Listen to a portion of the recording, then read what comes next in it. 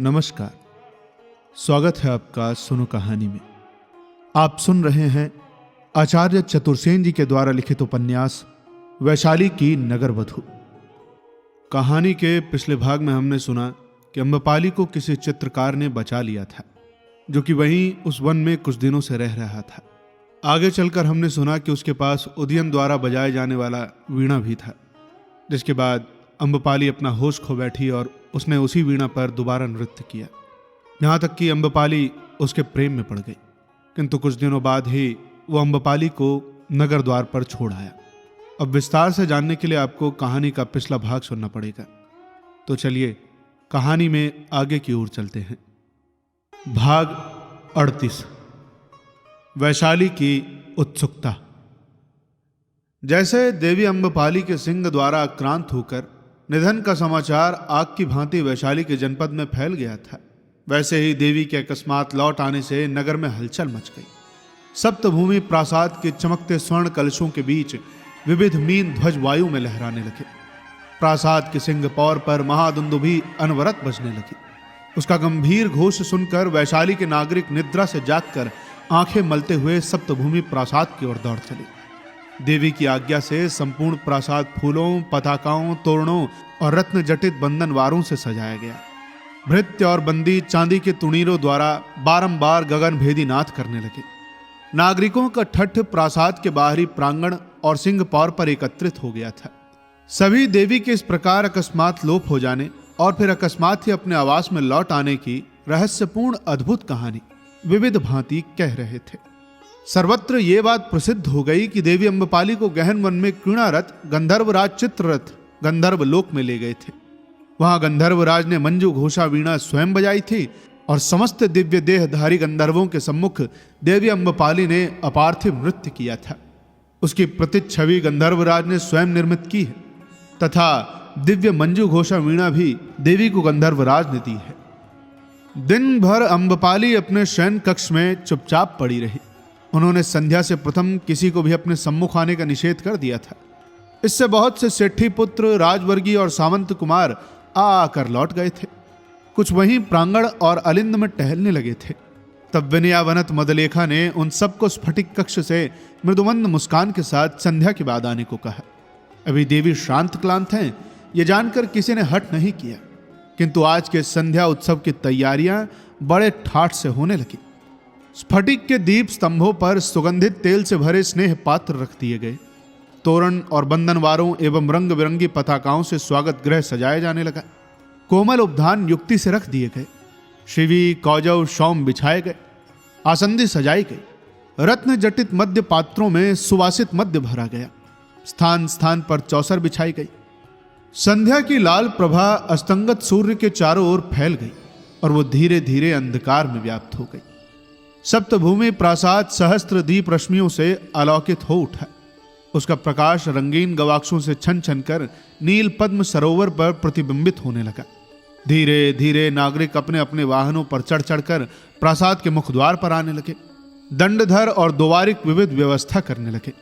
युवक नागरिक कौतूहल और उत्साह से भरे अम्बपाली को एक बार देख भर लेने को व्याकुल हो उठे, परंतु प्रहर रात गए तक भी देवी अपने एकांत कक्ष से बाहर नहीं निकली। इस समय वैशाली के श्रीमंत तरुणों से अतिथि गृह भर गया था। 1.5 दंड रात बीतने पर अम्बपाली ने प्रमोद गृह में प्रवेश किया। इस समय उनका परिधान बहुत सादा था। उनका मुख अभी भी सफेद हो रहा था। नेत्रों में विषाद और वेदना ने एक अप्रतिम सौंदर्य ला दिया था। सेठी पुत्र और सामंत युवक देवी का स्वागत करने को आगे बढ़े। देवी अम्बपाली ने आगे बढ़कर मृदुमंद स्वर में कहा, मित्रों, आपका स्वागत है। आप सब चिरंजीव रहें। देवी चिरंजीवी हो। अनेक कंठों से यही स्वर निकला। देवी मुस्कुराई और आगे बढ़कर स्फटिक की एक आधार वाली पीठ पर बैठ गई। उन्होंने स्वर्णसेन को देखकर आगे हाथ बढ़ाकर कहा, युवराज, आगे आओ। देखो ना, किस भांति हम पृथक हुए थे और किस भांति अब फिर मिले। इसको जीवन का रहस्य कहा जा सकता है। स्वर्णसेन ने द्रवित होकर कहा, किंतु देवी, मैं साहस नहीं कर सकता। देवी की आपदा का दायित्व तो मुझी पर है। आपदा कैसी मित्र? उसे स्मरण करने से अब भी हृदय कांप उठता है। कैसा भयानक हिंस जंतु था वो सिंह। किंतु वो तो एक दैवी प्रताड़ना थी मित्र। उसके बाद तो जो कुछ हुआ वो अलौकिक ही था। तब क्या ये सत्य है देवी कि आपका वन में गंधर्वराज से साक्षात हुआ था? एक अपरिचित युवक ने तनिक आगे बढ़कर कहा। युवक अत्यंत सुंदर, बलिष्ठ और गौरांग था। उसके नेत्र नीले और केश पिंगल थे। उठान और खड़े होने की छवि निराली थी। उसका वक्ष विशाल और जंघाएं पुष्ट थी। देवी ने उसकी ओर देखकर कहा, परंतु भद्र, तुम कौन हो? मैं पहली बार तुम्हें देख रही हूं। स्वर्णसेन ने कहा, ये मेरा मित्र मणिभद्र गांधार है। ज्ञातिपुत्र सिंह के साथ तक्षशिला से आया है। वहां इसने आचार्य अग्निदेव से अष्टांग आयुर्वेद का अध्ययन किया है और अब ये कुछ विशेष रासायनिक प्रयोगों का क्रियात्मक अध्ययन करने आचार्य गौड़पाद की सेवा में वैशाली आया है। स्वागत भद्र। अम्बपाली ने उत्सुक नेत्रों से युवक को देखकर मुस्कुराते हुए कहा, प्रियदर्शी सिंह तो मेरे आवास के विरोधी हैं। उन्होंने तुम्हें कैसे आने दिया प्रिय? और फिर आचार्य से कैसे प्रयोग सीखोगे? लोहवेद और शरीर वेद संबंधी, क्या वे सब सत्य हैं प्रिय भद्र? आचार्य गौड़पद से तो मैं बहुत भय खाती हूँ। भय कैसा देवी? आचार्य की भावभंगी ही कुछ ऐसी है। वो हंस पड़ी। युवक भी हंस पड़ा। अम्बपाली ने अपना हाथ फैला दिया। युवक ने देवी के हाथ को आदर से थाम कर कहा, तो देवी, क्या ये सत्य है कि? हाँ, सत्य ही है प्रिय। उसी भांति जिस भांति तुम्हारे लौह वेद और शरीर वेद के वे विशिष्ट प्रयोग। स्वर्णसेन ने शंकित सा होकर कहा, तो सिंह का आक्रमण क्या प्रताड़ना थी? निस्संदेह युवराज। क्या तुमने वो दिव्य वीणा और चित्र नहीं देखा? देख रहा हूं देवी। तो इस सौभाग्य पर तो मैं आपको बधाई देता हूं। मणिभद्र ने कहा, मैं भी आर्य। धन्यवाद मित्रों। आज अच्छी तरह पान करो। आज मैं संपूर्ण हूं, कृतकृत्य हूं, मैं धन्य हूं। मित्रों, मैं देवजुष्टा हूं। चारों ओर देवी अम्बपाली की जय जयकार होने लगी और तरुण बारंबार मद्य पीने और देवी अम्बपाली की जय चिल्लाने लगे। 2 बटारू। चंपा, वैशाली और राजगृह का मार्ग जहां से 3 दिशाओं को जाता है, उस स्थान पर एक अस्तिक नाम का छोटा सा गांव था। गांव में बस्ती बहुत कम थी, परंतु राजमार्ग के इस तिराहे पर होने के कारण इस गांव में आने जाने वाले बटारू सार्थवाह और निगमों की भीड़ भाड़ बनी ही रहती थी। गांव राजमार्ग से थोड़ा हटकर था, परंतु राजमार्ग पर ठीक उस स्थान पर जहां से 3 भिन्न दिशाओं के 3 मुख्य मार्ग जाते थे। सेठियों और निगमों ने अनेक सार्वजनिक और व्यक्तिगत आवास, अटारी आदि बनवाए थे। एक पांथागार भी था जिसका स्वामी एक बूढ़ा बरात्य था। इन सभी स्थानों पर यात्री बने ही रहते थे। सूर्य मध्याकाश में चमक रहा था। पांथागार के बाहर पुष्करणी के तीर पर एक सघन वृक्ष की छाया में एक ब्राह्मण बटारू संध्या वंदन कर रहा था। स्थान निर्जन था। ब्राह्मण प्रौढ़ावस्था का था। उसका वेश ग्रामीण था। वो पांथागार में भरी हुई यात्रियों की भीड़ से बचकर यहां एकांत में आकर पूजा कर रहा था।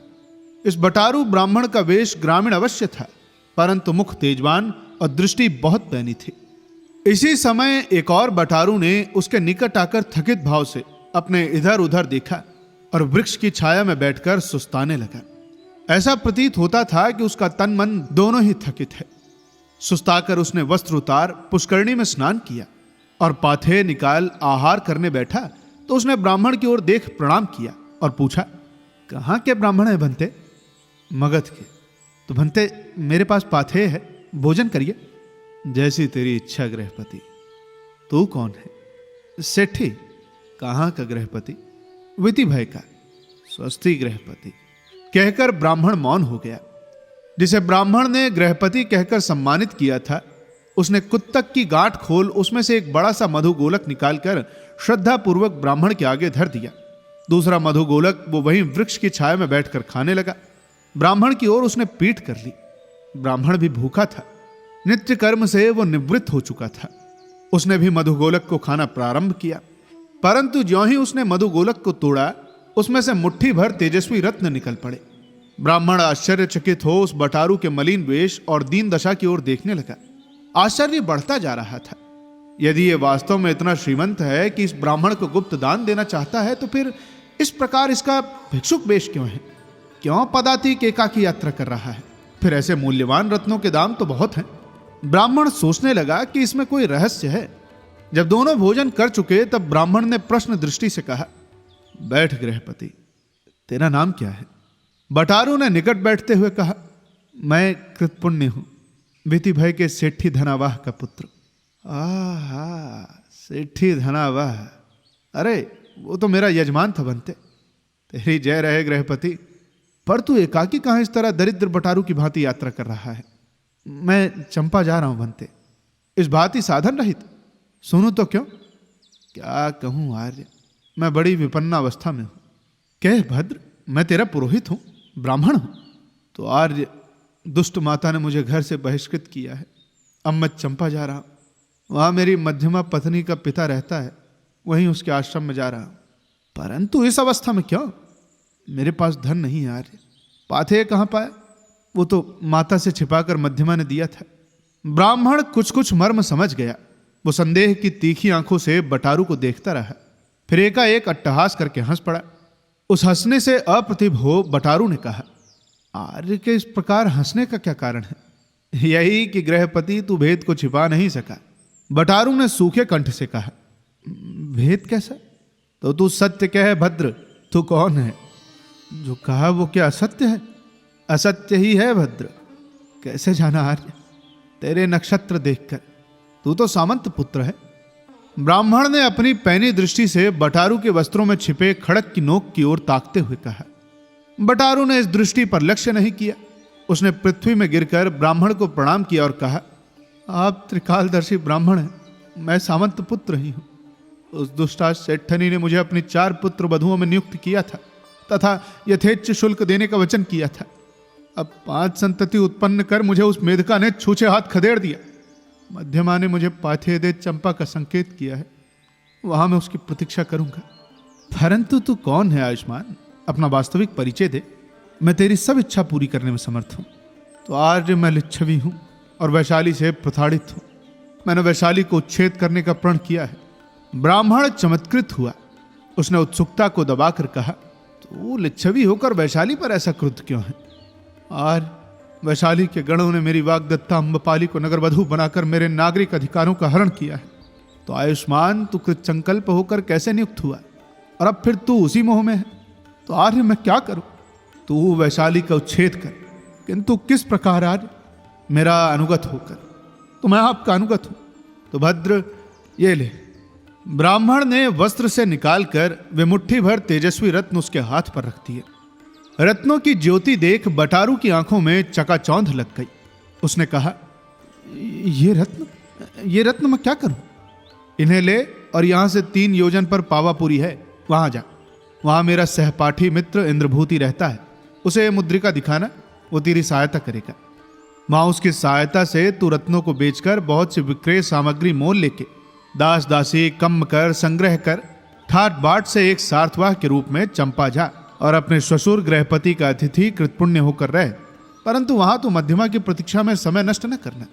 सब सामग्री बेच, ससुर से भी जितना धन उधार लेना संभव हो लिभारी सार्थवा के रूप में बिक्री करता और माल मोल लेता हुआ बंग, कलिंग, अवंती, भोज, आंध्र, माहिष्मति, भृगुकच्छ और प्रतिष्ठान की यात्रा कर। ये लेख ले और जहां जहां जिन जिन के नाम इसमें अंकित हैं उन्हें ये मुद्रिका दिखा। उनके सहयोग से वैशाली के अभियान में अपना पूर्व परिचय गुप्त रख। तू कृतपुण्य सार्थवा होकर प्रवेश कर, आदेश मैं तुझे वहीं दूंगा, ठीक है? ब्राह्मण की बात सुन और लक्षा विधि स्वर्ण मूल्य के रत्न उसके द्वारा प्राप्त कर उसने समझा कि यह ब्राह्मण अवश्य कोई छद्मवेशी बहुत बड़ा आदमी है, परंतु वह उससे परिचय पूछने का साहस नहीं कर सका। उसने विनयावनत होकर कहा, जैसी आज्ञा, परंतु आपके दर्शन कैसे होंगे? भद्र, वैशाली के अंतरायण में नंदन साहू की हट्ट है, वहीं तू बटारू ब्राह्मण को पूछना, परंतु इसकी तुझे आवश्यकता नहीं होगी। यहाँ प्रतिष्ठा योग्य स्थान लेकर अंतरायण में निगम सम्मत होकर हट्ट खोल देना। तेरा वैशाली में आगमन मुझ पर अप्रकट न रहेगा। अब जा। ये कहकर ब्राह्मण ने उसे एक लिखित भुर्ज पत्र दिया और कहा, जा पुत्र, अपना कार्य सिद्ध कर। बटारू ने अपना मार्ग लिया। ब्राह्मण भी अपना झोला कंधे पर डाल दंड हाथ में ले दूसरी ओर चला। दस्यु बलभद्र। वैशाली में अकस्मात ही एक अतर्कित भीति की भावना फैल गई। नगर के बाम्य और अंतरायण सभी जगह बलभद्र की दुस्साहिक डकैतियों की अनेक आतंकपूर्ण साहसिक कहानियां जगह जगह सुनी जाने लगी। जितने मुंह उतनी ही बातें थीं। सभी परिजन और राजवर्गीय उत्तेजित हो उठे।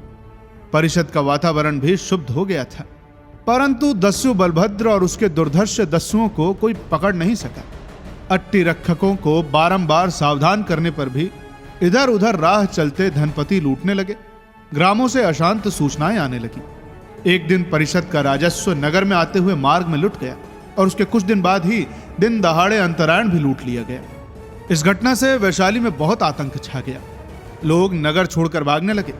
बहुतों ने अपने रत्न पृथ्वी में गाड़ दिए, परंतु नगर के सामंत पुत्र इन सब झंझटों से उदासीन थे। वे दिन भर अलस भाव से संध्या होने की प्रतीक्षा में आंखें बंद किए पड़े रहते।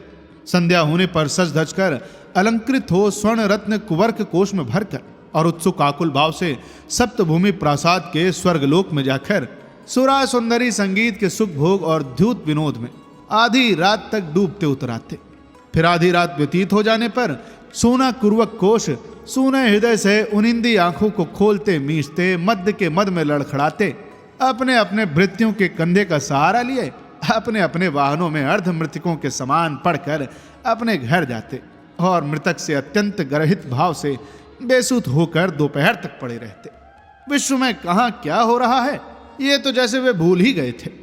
उन्हें केवल एक वस्तु याद रह गई थी, अम्बपाली की मंद मुस्कान, उसका स्वर्ग सदन सप्तभूमि प्रासाद, सुगंधित मदिरा और अनगिनत अछूते यौवन। युवराज स्वर्णसेन। स्वर्णसेन ने मद्य पीकर रिक्त मद्य पात्र दासी की ओर बढ़ा दिया और अर्ध निम्नलिखित नेत्रों से उसे घूर कर कहा, और दे। दासी पात्र हाथ में लिए अवनत वदन खड़ी रह गई। इस बार उसने मद्य पात्र भरा नहीं। स्वर्णसेन ने कहा, मद और दे हला। अब नहीं। युवराज ने कुछ अधिक नेत्र खोलकर कहा, अब और क्यों नहीं, दे अंदजे, मत दे, वो अधिक हो जाएगा भंते। दासी ने कातर वाणी से कहा। युवराज उठकर बैठ गए। उन्होंने कुछ उत्तेजित होकर कहा, दे अला मत दे। कहते हुए वेग से हाथ हवा में हिलाया। दासी ने एक बार फिर कातर नेत्रों से युवराज को देखा और फिर चुपचाप पात्र भरकर युवराज के हाथ में दे दिया। इसी समय एक दंडधर ने आकर महाअट्टवी रक्षक सूर्यमल के आने की सूचना दी। सूर्यमल स्वर्णसेन के अंतरंग मित्र थे। उनके लिए कोई रोक टोक नहीं थी। वे दंडधर के पीछे ही पीछे चले आए। स्वर्णसेन ने उद्योग करके अपनी आंखें खोलकर जिज्ञासा भरी दृष्टि से उनकी ओर देखा। उस देखने का अभिप्राय यह था कि इस असमय में क्यों। सूर्यमल्ल ने साभिप्राय दासी की ओर देखा। दासी नतमस्तक वहां से चली गई। सूर्यमल्ल ने कहा, अरे तुमने सुना है स्वर्ण, आज अंतरायण लुट गया है। मद्यपात्र अभी भी स्वर्णसेन के होठों से लगा था। अब उन्होंने आंखें बंद कर ली। सूर्यमल ने उत्तेजित होकर कहा, अरे मैं महाबलाधिकृत का संदेश लाया हूं। महाबलाधिकृत ने ये असमय में क्या संदेश भेजा है मित्र? स्वर्णसेन ने लड़खड़ाती वाणी से पूछा। यही कि हम अभी तत्काल 10 सहस्त्र सेना लेकर मधुवन को घेर लें। अभी क्यों? फिर कभी क्यों नहीं? उन्होंने मद्यपात्र एक और फेंकते हुए कहा, चर ने संदेश दिया है कि दस्यु बलभद्र मधुवन में छिपा है, इसीलिए। दस्यु से तुम डरते हो सूर्यमल्ल, धिक्कार है। किंतु गणपति का आदेश है कि हम अभी 10 सहस्त्र सैन्य। परंतु हम क्यों, तुम क्यों नहीं? मैं भी साथ चलता हूं।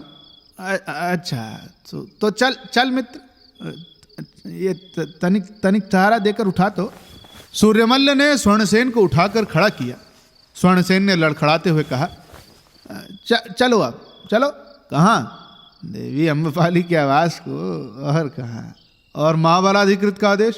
अरे वो कल सूर्योदय के बाद देखा जाएगा। परंतु दस्यु, अरे यार उस भाग्यहीन दस्यु को अभी कुछ क्षण मधुवन में विश्राम करने दो मित्र। सूर्योदय होने पर मैं उसे अपने खड़क से खंड खंड कर दूंगा। सूर्यमल्ल ने क्रुद्ध होकर कहा, ऐसा नहीं हो सकता, महाबलाधिकृत का आदेश है। आने दे मित्र, मेरी बात मान। चल अम्बपाली के आवास में, पी सुवासित मध्य, चख रूप सुधा, संगीता लाभ और भोग स्वर्ण सुख। चल मित्र आजा। उसने कसकर सूर्यमल का हाथ पकड़ लिया। सूर्यमल्ल ने विरक्ति से कहा, ऐसा करो तब तुम जाओ देवी के आवास की ओर, मैं अकेला ही मधुवन जाऊंगा। अरे मित्र तू नितांत रसिक है। ये चंद्रमा की ज्योत्सना, ये शीतल मंद सुगंध समीर, ये मादक यौवन, ये तारों भरी रात, ऐसे में युद्ध। आजा, चल मित्र, चल। युवराज एक बारगी ही सूर्यमल के कंधे पर झुक गया और वे दोनों अंधकारपूर्ण राजपथ पर धीरे धीरे चले अम्बपाली के आवास की ओर। अब कहानी में आगे क्या होता है, ये जानने के लिए आपको इंतजार करना पड़ेगा इसके अगले भाग का। जल्द ही मिलेंगे इसके अगले भाग के साथ। तब तक के लिए सुनते रहिए सुनो कहानी की अन्य कहानियां और अपना ख्याल रखिए। धन्यवाद।